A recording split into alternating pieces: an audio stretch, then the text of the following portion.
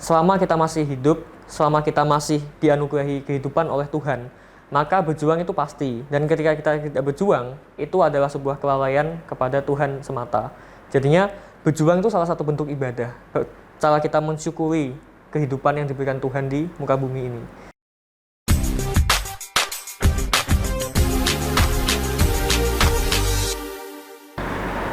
Assalamualaikum warahmatullahi wabarakatuh. Salam sejahtera, Om Swastiastu, Namo Buddhaya. Halo blogger, jumpa lagi bersama saya Jo di podcast Blog Bojonegoro. Dan edisi spesial kali ini kita kehadiran bintang tamu yang sangat luar biasa dan juga menginspirasi. Langsung saja kita akan sambut dan perkenalkan kepada Anda Pak Rizky Nur Thorik. Oke, selamat datang. Iya. Selamat datang. Pak Rizky ini siswa SMA Negeri 1 Bojonegoro dan ya menariknya ia diterima di 4 kampus luar negeri. Wah, sangat luar biasa sekali. Dan langsung saja kita nanti akan ngobrol, kita akan bincang-bincang. Ya, lebih suka dipanggil Pak Rizky ya. Iya, Pak. Gimana kabar hari ini? Alhamdulillah sehat sekali. Iya, semoga selalu sehat ya. Amin. Dan pemirsa, tentunya blogger dimanapun Anda berada, acara ini sudah sesuai dengan standar protokol kesehatan dan kami akan segera menghadirkan sosok yang menginspirasi generasi milenial di luar sana. Iya, Pak Rizky, sebelum nanti kita akan membahas soal kamu yang masuk di 4 kampus luar negeri. Ini begitu ketika beritanya naik di blog Bojonegoro, banyak langsung cuitan-cuitan, komentar-komentar positif yang mengapresiasi Pak Rizky bisa masuk dan tembus di kampus luar negeri. Nah, Pak Rizky ini sebenarnya siapa sih? Banyak yang ingin tahu nih, para bloggers di luar sana yang pengen tahu Pak Rizky ini selain pelajar SMA Negeri 1, Pak Rizky ini dari mana asalnya? Saya berasal dari Mojo Kampung, Pak. Jadinya orang asli Bojonegoro ya. Anak asli Bojonegoro. Mojo Kampung, lahir di sini tanggal 26 Mei 2004 dan alhamdulillah selama 17 tahun hidup saya besar dan bersekolahnya di Bojonegoro. Sekolah, lahir dan sekolah di Bojonegoro ya? Iya. Dan Pak Rizky ini sendiri sebenarnya apa nih hobinya? Oh, oke. Kalau boleh tahu? Hobi saya banyak sih, Pak. Kalau hobi olahraga ada kita berenang, ada sepedahan. Kalau hobi akademik saya suka mengetik, riset, dan saya intinya suka membaca. Nah, itu yang paling saya suka. Jadi sudah jelas ya. Kalau Pak Rizky ini suka membaca dan itu yang saya pengen tahu. Akhirnya saya bisa connect seorang Pak Rizky ini dengan membaca itu. Tak heran jika bisa masuk di kampus luar negeri. Iya, memang sebelumnya 4 kampus ini yang dipilih atau memang sudah sesuai dengan target, yang on target, atau memang sebelumnya apply ke banyak kampus di luar negeri? Cerita dong gimana awal-awalnya. Jadi awalnya agak panjang nih, Pak ya. Jadi awalnya kami saya secara pribadi itu kan ikut sebuah lomba yang namanya OSN. Kalau dulu disebutnya KSN tapi sekarang kembali menjadi OSN. Iya. OSN ini perhelatan yang diadakan oleh Kementerian Pendidikan dan Kebudayaan setiap tahun dari tahun 2002. Dan waktu itu saya mewakili di bidang ekonomi. Singkat cerita, setelah saya alhamdulillah mendapatkan kesempatan menjadi juara atau medali perak waktu itu di tingkat nasional, pada akhir November ada pemberitahuan dari Pusat Prestasi Nasional Kemendikbud. Apa itu informasinya?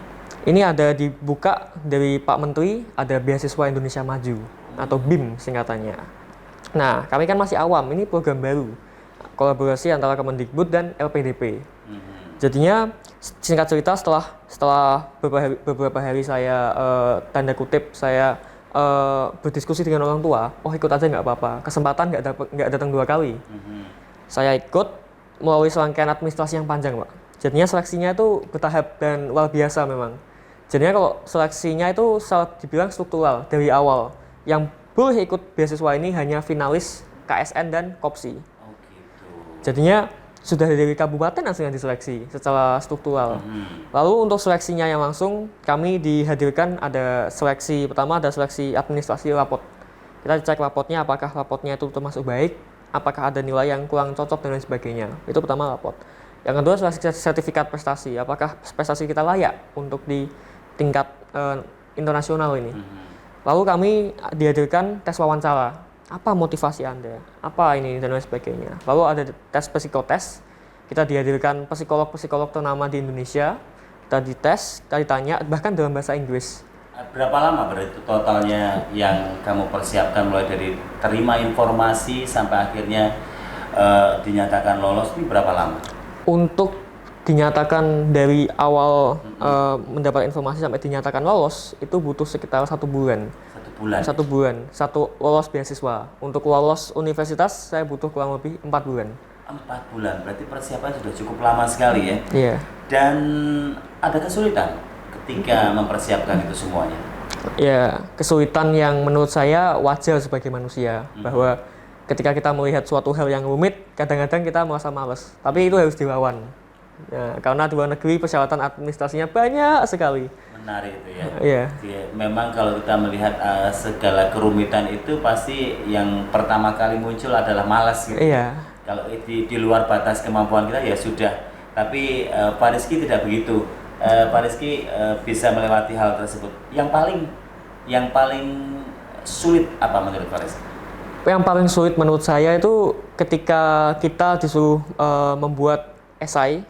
Jadinya kita di waktu itu dalam bahasa Inggris, benar sekali Pak. Kita suruh buat esai 5 buah di waktu itu University of British Columbia di Kanada. Jadinya UBC ini semacam UGM-nya Kanada lah. Dia terbaik nomor 2 atau 3-nya Kanada. Yeah. Dan salah satu top 30 dunia. Jadi kita suruh bikin esai, motivasi diri dan lain sebagainya itu benar-benar diseleksi ketat. Jadi Indonesia yang lolos ke sana itu hanya mungkin puluhan, nggak sampai banyak sekali, nggak. Maksudnya masih bisa terhitung ya? Iya, masih bisa terhitung. Nggak sampai ratusan gitu ya? Nggak sampai ratusan. Nah, ketika kita membuat esai itu sendiri kita dilanda kesulitan. Apakah bahasa saya sudah benar? Apakah ini yang diharapkan oleh para penerima dan lain sebagainya. Jadinya alhamdulillahnya lolos. Alhamdulillah. Langsung ya? Langsung. Tidak ada koreksi catatan? Tidak ada koreksi catatan. Luar biasa sekali. Iya, saya tertarik. Tadi 4 bulan ya, kurang lebih dari 1 bulan persiapan, kemudian menerima informasi kelulusan semuanya itu sampai 4 bulan waktunya. Itu berarti 4 bulan itu 4-4-nya akhirnya terima kabar itu. Iya. Memang di Kementerian Pendidikan waktu itu yang menyediakan jurusannya itu memang 4 kampus ini saja atau sebenarnya lebih? Oh, lebih Pak. Jadinya waktu itu kami disediakan kurang lebih ada 36 top kampus luar negeri. Iya, mulai dari itu, Oxford. Pak Rizky masukin semua atau? Ya, kebetulan enggak, karena kita harus disuruh. Empat ini dimasuki. Dimasuki dan ternyata semuanya lolos. Iya, semuanya lolos. Alhamdulillah, Masya Allah. Ini luar biasa sekali. Dan salah satu, boleh saya review kembali. Ini kalau dikoreksi kalau misalkan saya salah. 4 universitas tersebut, yang pertama adalah University of British Columbia, Okanagan. Betul ya? Iya, betul Pak. Kemudian yang kedua itu University of Toronto, St. George, Victoria College Faculty. Ini jurusannya beda-beda ya? Iya, beda-beda Pak. Ada yang Political Science, kemudian University of Toronto, ini bacanya Mississauga. Mississauga Faculty ya. Iya. Ini juga Political Science, kemudian Toronto Scarborough University itu ambilnya juga Social Science. Ini dari sekian universitas maka kebanyakan jurusannya adalah Social Science ya, yang paling yang paling banyak. Saya selain karena paling banyak, saya penjurusannya minatnya di situ. Minatnya di situ. Iya, jadinya saya apply-nya di situ. Saya suka ilmu social science ya, bisa dibilang sosial humaniora itu karena pertama latar belakang keluarga. Ya, latar belakang keluarga saya berlatar belakang hukum. Bapak saya adalah seorang praktisi hukum dan kakak saya Divalisa Zaki Rahman juga seorang praktisi hukum, dan kakak saya yang kedua seorang psikolog. Jadinya kental sosial humaniora di keluarga. Ada kaitannya ya. Iya. Satu sama lainnya itu saling melengkapi jadinya. Saling melengkapi. Oke, dari 4 kampus luar negeri tadi, kalau saya ditanya dari 4 pilihan tersebut, mana ini yang membuat Pak Rizky jatuh hati dan memantapkan untuk bisa masuk ke di sana? Kalau secara pribadi, secara kualitas, saya prefernya memilih University of Toronto St. George Victoria College. Karena itu kampus yang paling baik di Kanada termasuknya. University of Toronto itu terbaik nomor 26 dunia. Jadi masuk top 30 global university, lalu di Kanada nomor 1. Jadinya termasuk termasuk salah satu universitas terbaik di dunia lah. Terus ini kapan mulai setelah ini kan persiapan administrasinya sudah berjalan ya? Iya. Terus kapan ini mulai kuliahnya? Mulai kuliahnya, jadinya kita ada namanya Jumpstart. Jumpstart itu kayak MOS lah, orientasi. Itu insya Allah ketika visa sudah selesai dan lain sebagainya, application permit Agustus tanggal 28 Agustus ya. Sekarang ini masih bisa sama keluarga dulu, masih bisa lebaran juga di Indonesia, di Indonesia terlebih dahulu. Wow, ini luar biasa. Dan itu semua biaya kuliah nanti ditanggung? Ya, insya Allah ditanggung sama pemerintah. Pemerintah ya? Iya, insya Allah. Luar biasa. Ini yang membuat inspirasi generasi di luar sana jadi tertarik. Ditanggung pemerintah, bisa kuliah di luar negeri. Bebannya sendiri kalau menurut Pak Rizky, ditanggung pemerintah kuliah di luar negeri atau memang sebenarnya pengen di Indonesia saja? Hati saya sih, jadi ada 2 hati ya. Pertama, hati yang petualang itu menyebutkan bahwa ayo kita menuntut ilmu ke luar negeri. Karena tidak ada salahnya ketika kita menuntut ilmu ke luar negeri lalu kita kembali ke Bojonegoro membangun Bojonegoro bersama. Luar biasa. Ya, tapi keluarga atau kakak-kakaknya sudah pernah ada yang kuliah di luar negeri? Belum. Baru Pak Rizky kuliah iya. di luar negeri ya. Iya. Luar biasa menarik sekali. Lalu responnya setelah mendengar 4 kampus menerima Pak Rizky dan salah satunya sudah dipilih. Ini sudah dipilih ya, berarti yang University Toronto ini masih dalam proses pemilihan. Jadi dalam Kemendikbud. Jadi 4 ini masih membuka kesempatan buat Pak Rizky. Iya, deadline-nya 1 Mei dan saya ini masih memantapkan diri di Victoria College istilahnya.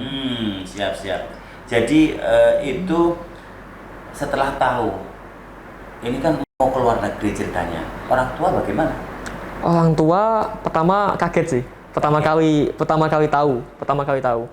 Ini kamu beneran apa bohong? Tapi mereka mendukung kan? Sangat mendukung. Karena orang tua itu ya kaget wajar. Kalau anaknya kuliah di Indonesia, mungkin apalagi bungsu ya. Iya. Pak Rizky ini kan bungsu. Biasanya lebih digandoli sama orang tua. Tiba-tiba anaknya pengen keluar negeri, wah, kuliah pasti bukan dalam waktu yang pendek gitu. Nah, ini tentunya membuat kaget orang tua. Apa selain kaget, respon dari orang tua?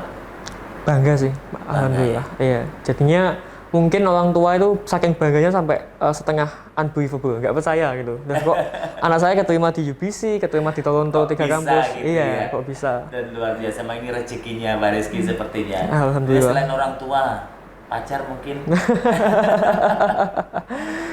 Jadi kehilangan LDR-an. Iya, jadinya kalau bukan pacar ya, banyak teman-teman istilahnya. Teman-teman itu merasa kehilangan. Mungkin, duh kamu kok mau ke Kanada? Kami yang di Bojonegoro gimana, Mas Pak Rizky? Iya, jadinya istilahnya teman-teman, apalagi sahabat-sahabat saya tuh kangen istilahnya. Akan menjadi sebuah kerinduan yang indah suatu saat nanti. Tapi selain Pak Rizky, teman-temannya ada nggak yang juga mencoba atau yang teman-teman dari Bojonegoro atau mungkin dari SMA Negeri 1 yang juga kuliah di luar negeri?